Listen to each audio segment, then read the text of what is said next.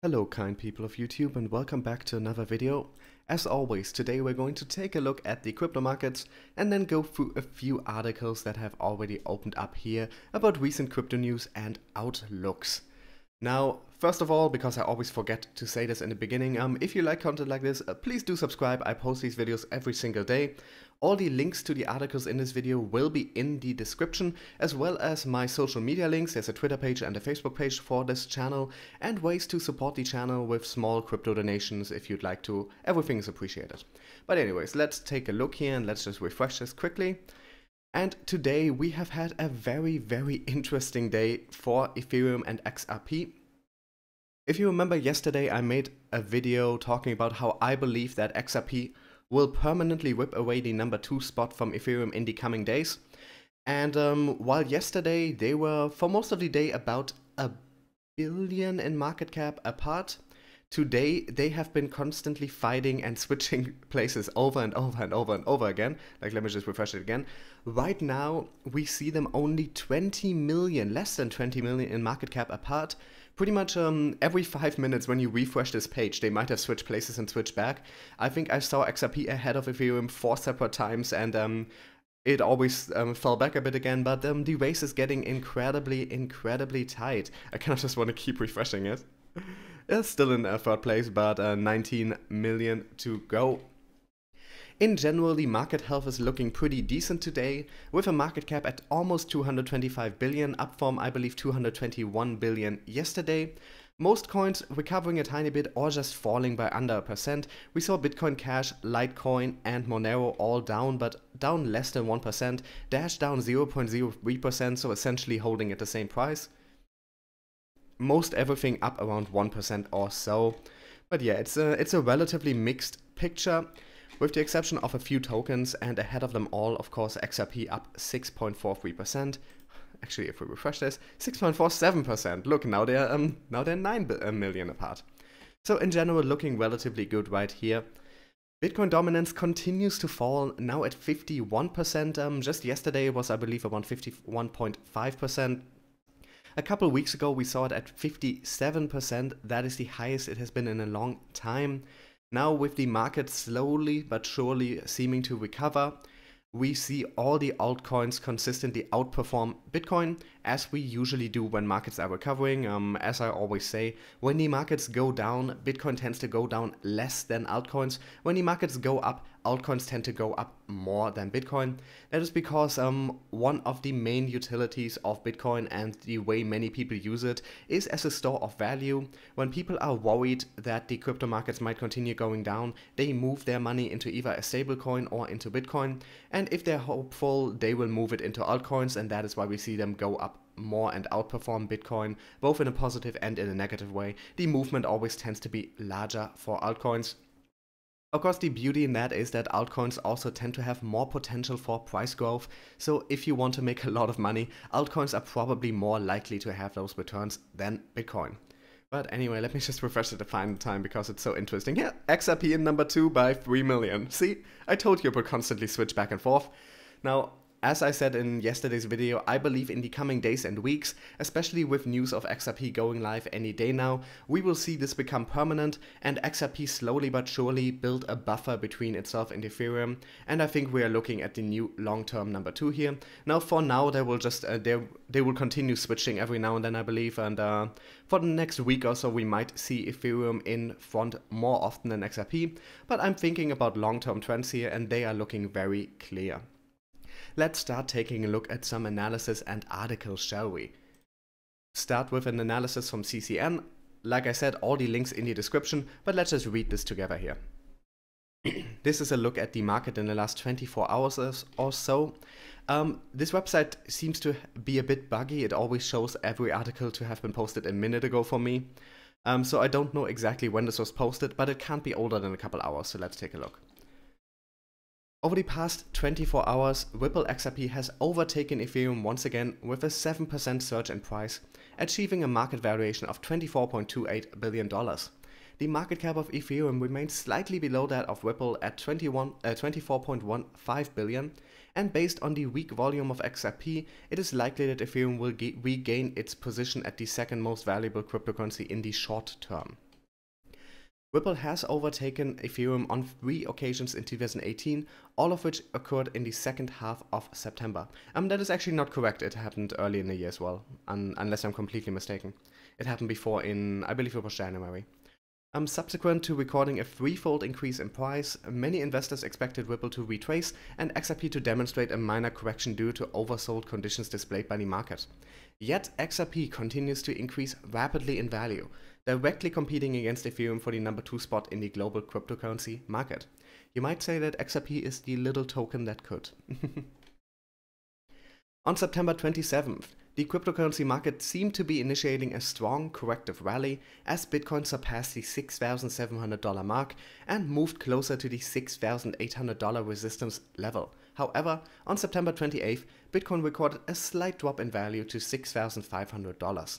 In the past few hours, Bitcoin has demonstrated some momentum in the mid-$6,000 region after closing above the $6,550 mark on September 29th.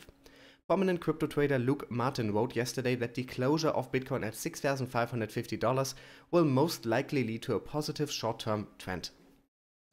Would be a bullish sign for Bitcoin to get the daily close above $6,550 zone, since they're still highly correlated, would be positive for alts too, and could make a stronger case that the recent higher lows would hold, Martin said. On Saturday, Bitcoin closed above the $6,550 zone and rebounded to $6,630, which has led the majority of small market cap cryptocurrencies in the global market to recover. Bitcoin daily was able to close above the $6,550 zone, successful retest on the daily, and as noted above, this gives alts a nice boost as well, lots of good movers early Sunday morning, he added. The positive short-term trend for Bitcoin could lead the market to record decent gains in the upcoming days, especially if the volume of Bitcoin increases in the next 12 to 24 hours. In comparison to last week, the volume of the dominant cryptocurrency remains fairly low, and relative to the recovery in the volume of Ethereum and XRP, Bitcoin has slightly lagged behind. XRP has already recorded a strong 7% gain in the past 12 hours, but based on the volume and short-term price trend, Ethereum is primed for a corrective rally, and in the upcoming days, Ethereum is expected to record decent gains to challenge XRP. Tokens have not shown strong momentum despite the positive price movement of major cryptocurrencies including Bitcoin, Ether and XRP, which suggests that alternative cryptocurrencies may engage in a large rally in the weeks to come. In the short term, however, tokens will likely fall behind major digital assets. So we're seeing here a relatively restrained but relatively positive outlook. I mainly agree with this here. Like I said, in the coming days or weeks, Ether might be able to reclaim the number 2 spot for a majority of the time, but I'm thinking in terms of the rest of 2018 and early 2019 here. And in those terms, I am almost certain that we will see XRP establish itself firmly as the number 2, with its biggest use case coming into action with XRapid going live. That should shoot the volume up, that should shoot just how many people are buying and selling every single day up significantly. And I believe XRP will build itself a nice little buffer to Ethereum and start a slow but certain process towards inching closer and closer to Bitcoin's market cap. Not sure if XRP will be able to tackle Bitcoin anytime soon, but I think it is realistic to anticipate that at some point in the future it might have a realistic shot at becoming the number 1. Now next up, more Ripple. New Ripple-led advocacy group to pay DC lobbyists in XRP. The bigger news here is that they have an advocacy group, but I guess it's more clickbaity to talk about them paying their lobbyists in XRP.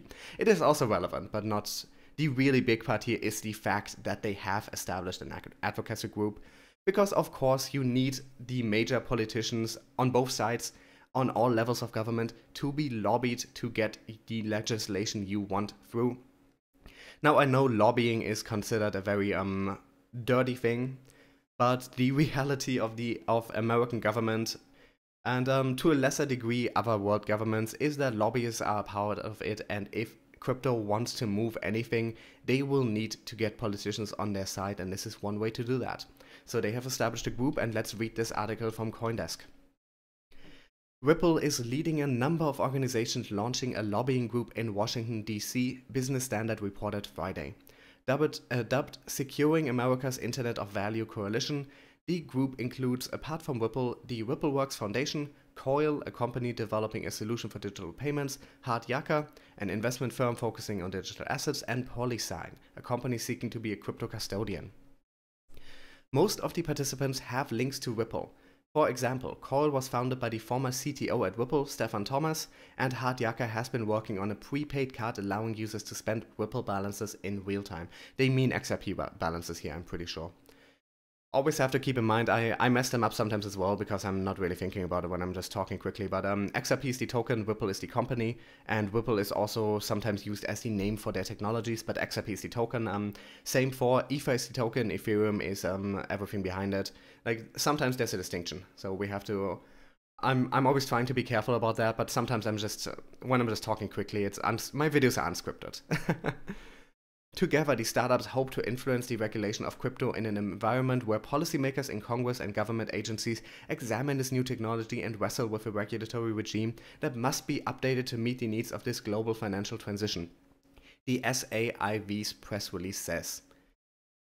SAIV will aim to promote a vision of a fair and equitable Internet of Value, standard and consistent rules for all major protocols, clarification of custodian rules, and fair and equitable IRS regulations for capital gains, assets, and charitable contributions. That is a quote from their release. To that end, the coalition has hired lobbying firm Klein Johnson Group, a bipartisan lobby shop focusing on issues related to technology and financial services, and boasting Oracle as one of its clients. Klein Johnson was founded by former staffers of Senators John Cornyn and Chuck Schumer. Notably, the firm is going to be paid $25,000 a month, as well as 10,000 XRP, the Ripple-linked open source crypto token worth $0.54 at press time. Right now it's over 60. Now, 25,000 a month, that is a big number. In the lobbying world, it is not that much money.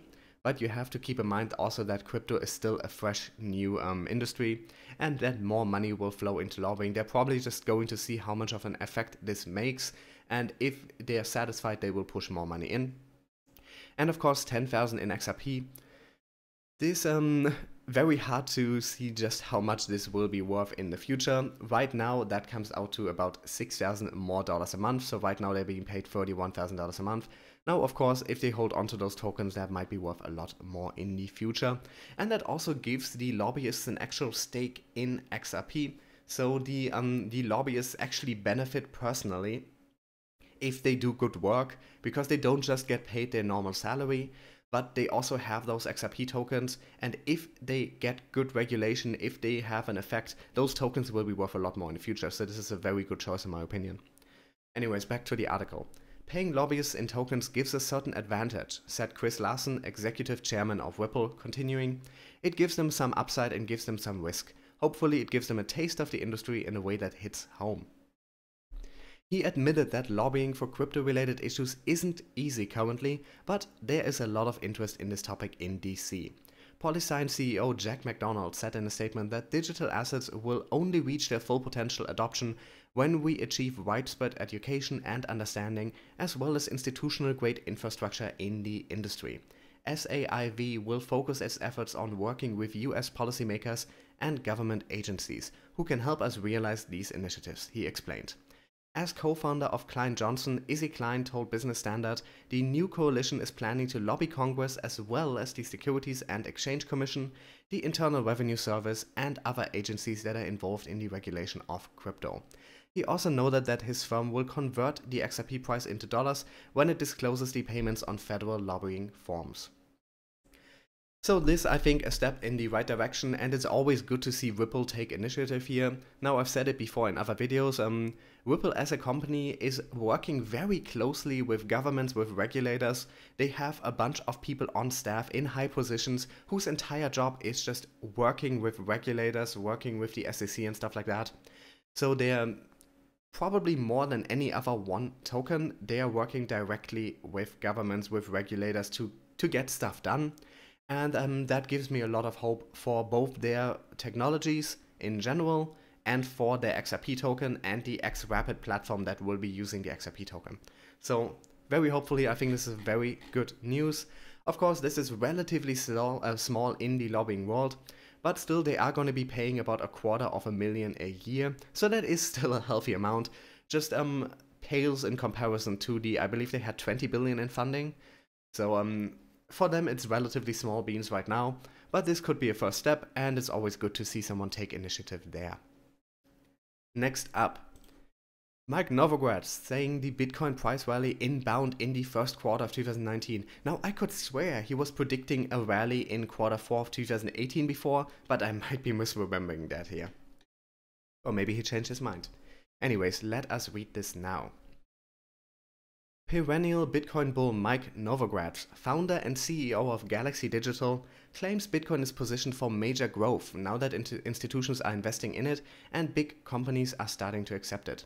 Novogratz told CNN Money's Markets Now that big companies like Microsoft and Starbucks are allowing customers to use Bitcoin, and that in the short term, more institutions will invest for fear of missing out. Novogratz, a former principal at Fortress Investment Group, last week said Bitcoin would post a 30% increase by the end of the year, once it surpasses major resistance levels at $6,800, $8,800 and $10,000, at which point institutions will enter the market through trusted custodian solutions. The price stood at $6,581 at the time of this report, according to CCN. Citigroup and Morgan Stanley announced plans in the last month to add cryptocurrency custodian solutions. Coinbase and BitGo, meanwhile, have regulated custodian solutions, providing product institutions can use to enter the cryptocurrency market. Bitcoin will become part of individual portfolios eventually, he said, and more people will also view Bitcoin as a store of value similar to gold. Galaxy teamed with Bloomberg on the Bloomberg Galaxy Crypto Index in May to track 10 digital currencies, including Bitcoin and Ethereum, and once again they mean Ether here. While Bitcoin surged to almost $20,000 late last year before losing nearly 2/3 of its value this year, Novogratz thinks it reached its bottom in early September. He said in mid-September that the market reached a low when a widespread sell-off drove the market cap to around $186 billion. He expects momentum to begin in the first quarter of 2019. Now I believe this is a bit contradictory to his other statement from just last week, that we will see the prices go to about 10,000 by the end of this year. I think almost 50% gains in the next 3 months is also plenty of momentum. Anyway, back to the article. Novogratz is not as upbeat about cannabis, whose recent volatility has sparked comparisons to last year's crypto rally. We gotta bring it to weed. But he sees some comparisons to cryptocurrency in that both have a limited supply that will become a major factor in the next 5 to 10 years. Some cannabis shares have surged on reports that big companies like Constellation Brands and Coca-Cola have taken an interest in. Novogratz said he will invest in cannabis on a significant seller from here when the cannabis companies shed half their value. Now, I've seen a lot of comparisons here between the cannabis markets and the Bitcoin markets because we are seeing as a bubble that is being compared to the crypto bubble from earlier this year. So it makes sense that there would be comparisons. It's also a relatively fresh market. Now, of course, people have been selling cannabis for hundreds of years, but with it now being legalized in more and more countries, there is more legal trade with it happening. There is more, there are new companies being founded that deal with cannabis, that develop new cannabis products. So it's becoming its own market. Anyway, I'm a bit unsure about some of his statements because they seem slightly contradictory, but some of that could just be how people are quoting him. Like, I think it's a bit weird to say that he expects momentum to start building in quarter 1 of 2019, when he's also saying quarter 4 of 2018 will see such major growth. So, we will see what actually ends up happening. I do think we have a lot of things to look forward to in quarter 4 of this year. And some of them could really push the prices up significantly and might initiate a bull run. We have BACT going live. We have XRP, which will be using the XRP token going live. We have another SEC decision coming up about Bitcoin ETFs. We have a lot of new Bitcoin products meant for institutional investors going live. We have a lot to look forward to in the end of this year. So let's see what will happen, shall we? And last but not least, Opera, the internet browser, of course, has already done some stuff with crypto. I reported a while back on this channel about how they have integrated a crypto wallet natively into their browser. making them the first internet browser that integrates crypto like that. Of course, not the only internet browser to have integrated crypto at all. If you know different browsers, you see I'm using Brave right now. Brave made by the former Firefox inventors. And Brave actually uses the basic attention token BAT integrated right into it. So you can pay the websites you use, you can pay your favorite creators in BAT according to how much time you spend on their websites. So Opera, not the first internet browser to integrate crypto, but the first to just integrate a multi-coin wallet. Anyway, let's read this article, it should be relatively short. Opera has partnered with blockchain advisory and financial services firm Ledger Capital to explore possible blockchain applications, according to a press release published September 28th. Per the announcement, the two companies are looking to investigate applications and use cases of blockchain and how the technology can be deployed within Opera products and its ecosystem. As previously reported, Opera became the first major web browser that includes a built-in cryptocurrency wallet. Commenting on the initiative, Charles Hamill, product lead of Opera's crypto wallet, said that paying with the crypto wallet is like sending digital cash straight from your phone. This opens up new possibilities for merchants and content creators alike. This month, Opera launched a Labs special edition of its desktop web browser with built-in crypto wallet, where the new edition will enable users to authenticate Web 3.0 and decentralized application transactions made on their computer using their Android phone. Labs reportedly is fully interoperable with the mobile crypto wallet. Now, I'm not completely sure here, but I believe Labs is what they call their early builds trying out new features. So it's not the final version of the browser, but they let more adventurous people already download versions with new, it's essentially like a beta. It's a beta of a new version that has new features in it, and once it's part of their core Opera version, it won't be a Labs thingy anymore. Back to the article. In December last year, Opera included anti-crypto mining in the integrated ad blocker for its desktop browser, subsequently expanding it to its mobile browser as well. Last month, another major web browser, Firefox, announced it will block cryptojacking malware in its future versions.